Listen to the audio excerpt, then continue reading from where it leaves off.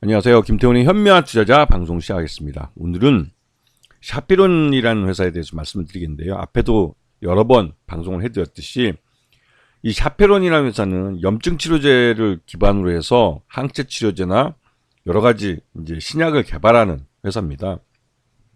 나름대로 기술력은 있지만 그 기술력을 기반으로 어떻게 신약을 개발하거나 아니면 이런 라이센스 아웃을 다국적 기업을 통해서 이렇게 하거나 하는 이런 그 큰 거 한 방이 없이 주구장창 연구 개발만 하고 있는 회사죠. 그런데 문제는 상장하고 지금까지 지속적으로 상장할 때 이 시장으로부터 조달한 자금을 까먹고만 있다는 겁니다. 지금 이 손실액이 거의 한 970억 정도 되기 때문에 자본도 얼마 남지 않은 상태죠. 이런 식으로 그 올해 1년을 또 지나게 되면 이제는 심하면 자본 잠식까지도 들어갈 수 있는, 즉 지금 현재 자금으로는 기존의 신약 개발하는 이 파이프라인에 나와 있는 것들을 다 이제 신약 개발을 할 임상 비용을 대기 어려운 상태에 빠져들 가능성이 큽니다. 지금 보시게 되면 이 회사는 이 염증 복합체 억제제라는 것을 갖고 이게 아토피 치료제나 알츠하이머 치매 치료제, 뭐 하다못해 코로나 폐렴 치료제, 인플루엔자 폐렴 치료제나 특발성 폐섬유증 치료제 같은 것들을 만들고 있습니다. 그리고 요즘 시장에서 핫한 비알코올성 지방 간염에 대해서도 치료제를 개발하고 있죠.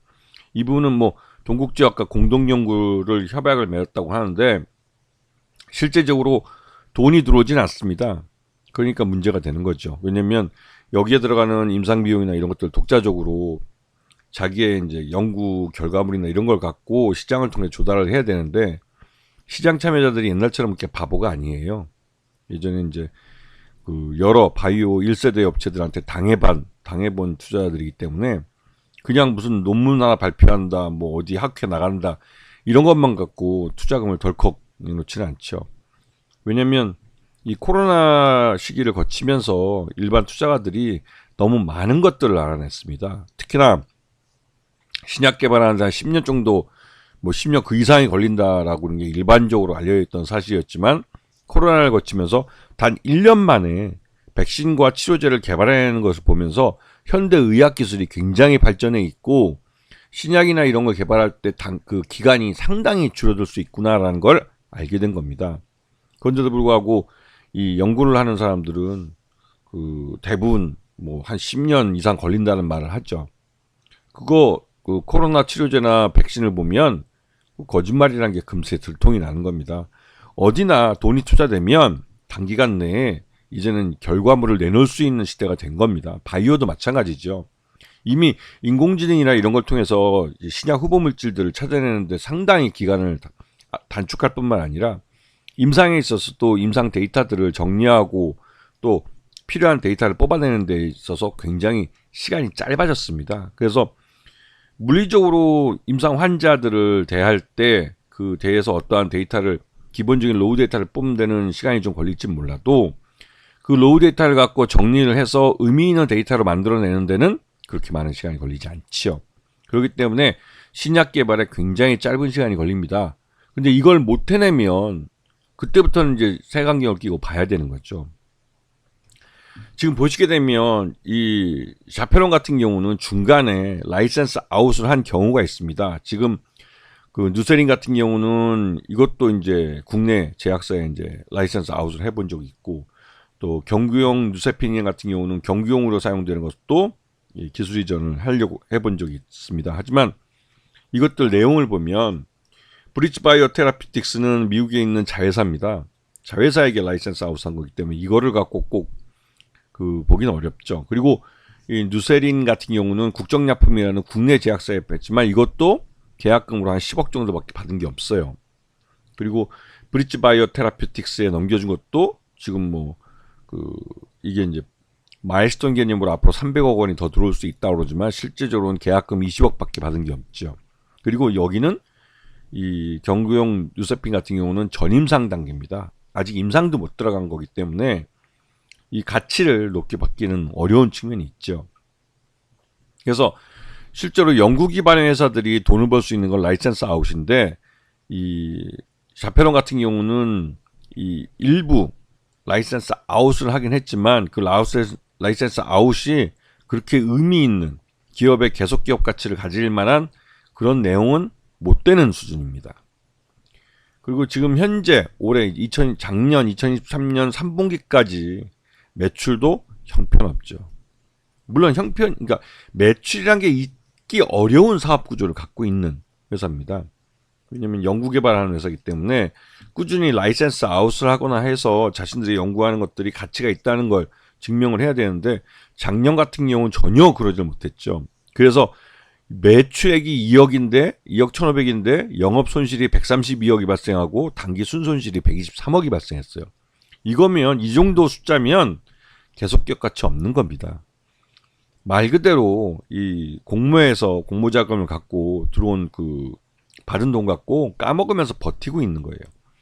그 공모하고 나서 2, 3년 시간이 걸렸는데 그 사이에 라이센스 아웃한 게 제대로 있지도 않고 또 라이센스 아웃이라는 것도 시장에서 볼 때는 별다른 그 계속 기업 가치를 갖기 어려운 부분이라면 이건 분명 문제가 있는 거죠. 그리고 이 회사의 재무 상태를 보시게 되면 이 단기성 금융상품이 275억에서 210억으로 줄어든 걸 볼 수 있습니다. 그만큼 작년 3분기 만에 이만큼의 돈을 까먹고 있다는 거죠, 현금을. 굉장히 위험한 겁니다. 그리고 이 회사의 최대주는 지금 그 성승용 대표인데 이게 19.9%, 전체 최대주 특수관계인 포함해서 21.55%밖에 되지 않아요. 점점 증자를 하거나 하면 할수록 이 지분율은 점점 떨어질 겁니다. 그렇기 때문에 이렇게 최대주 지분이 줄어드는 경우에는 진짜 이건 빨간불이 켜졌구나라고 생각하시면 맞죠. 자, 그리고 이 회사가 이번에 그 아토피 치료제를 미국에서 임상 2상을 한다고 그러는데 이게 이제 시작했습니다. 이제 환자 1명 등록 시작해서 이제 임상을 시작했고 이게 2026년 1월 30일이나 끝난다니까 그 내년 2025년까지 뭐 어느 시점까지 계속 된다는 거죠. 그리고 그 사이에 경과가 좋으면 인삼 3상으로 가는 거고 경과가 별로 안 좋으면 문 닫는 겁니다. 셧다운. 그렇기 때문에 굉장히 리스크가 있는 거죠.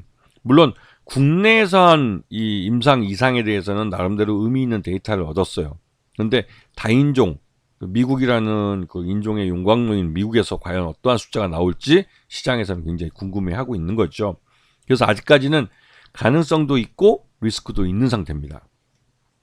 그리고 이 회사는 그래서 이제 그 JP 모건이나 이런 쪽하고 이제 계속 투자를 받기 위해서 계속 해외에 나가서 이제 만나고 다니고 있죠.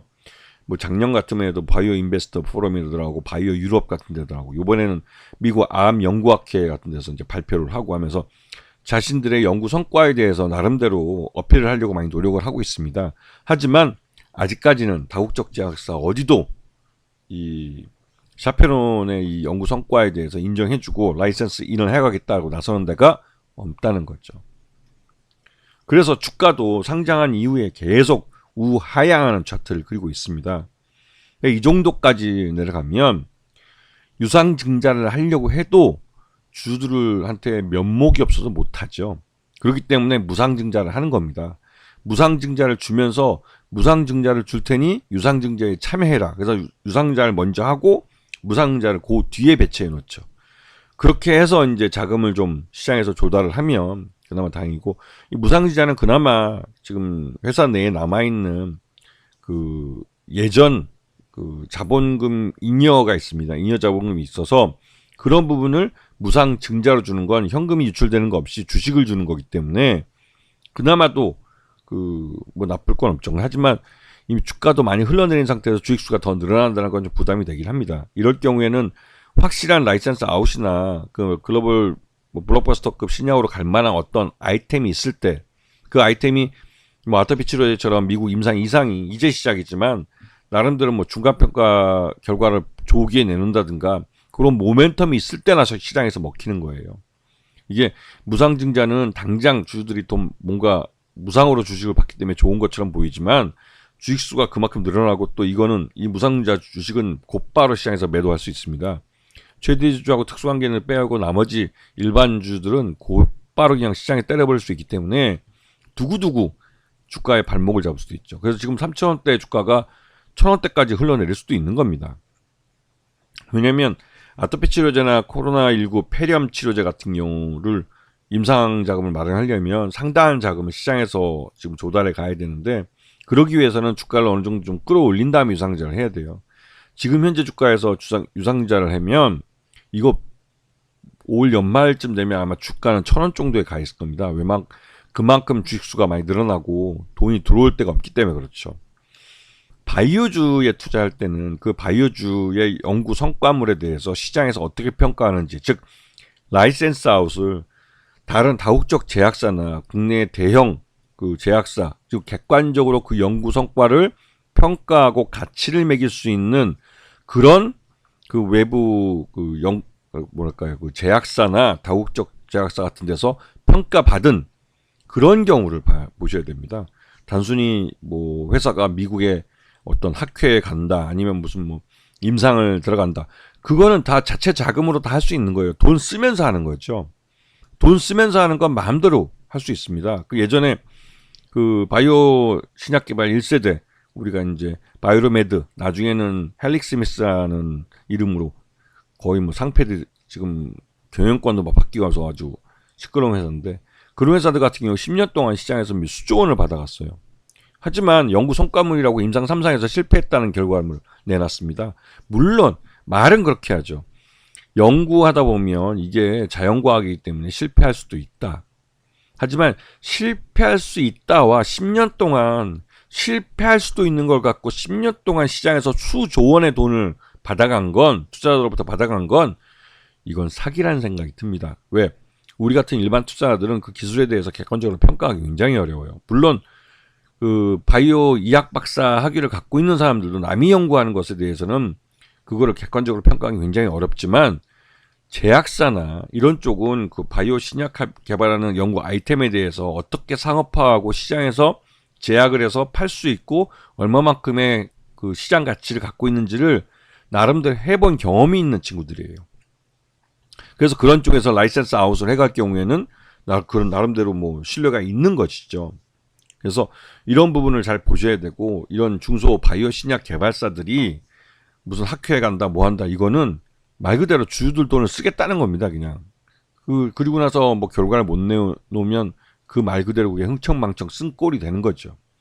그래서 이 라이센스 아웃이 굉장히 중요한데, 그 라이센스 아웃도 자기의 미국 계열사에다가 라이센스 아웃하거나 아니면 국내 뭐 듣도 보도 못한 조그만 제약사에 라이센스 아웃하는 이런 것들은 그 친무관계에서 이루어지는, 특히 이제 계약금이 한 10억 정도밖에 안 되는 이런 것들은 솔직히 신뢰하기는 이제 어렵죠. 왜냐하면 라이센스 아웃도 이 질이 있고 급이 있습니다. 그렇기 때문에 이런 부분들을 잘 보시고 그 생각을 해 보셔야 되는 거죠. 투자 여부를 말이죠. 아시겠죠? 자, 오늘 방송 여기서 마치겠습니다. 감사합니다.